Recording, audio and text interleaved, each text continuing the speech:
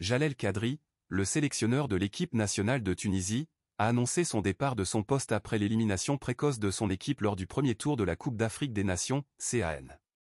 Cette décision intervient après les départs des entraîneurs Djamel Belmadi de l'Algérie et Jean-Louis Gasset de la Côte d'Ivoire, marquant une journée sombre pour les entraîneurs des sélections africaines.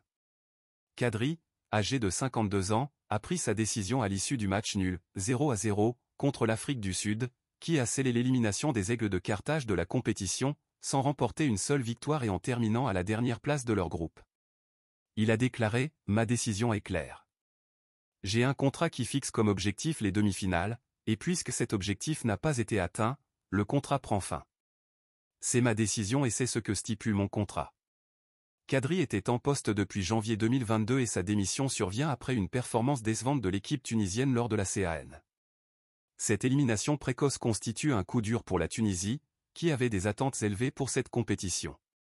Le départ de Kadri soulève des questions sur l'avenir de l'équipe nationale de Tunisie et sur la recherche d'un nouveau sélectionneur pour guider l'équipe dans les prochaines compétitions internationales. La Tunisie devra maintenant se remettre de cette déception et envisager les prochaines étapes pour reconstruire et renforcer son équipe.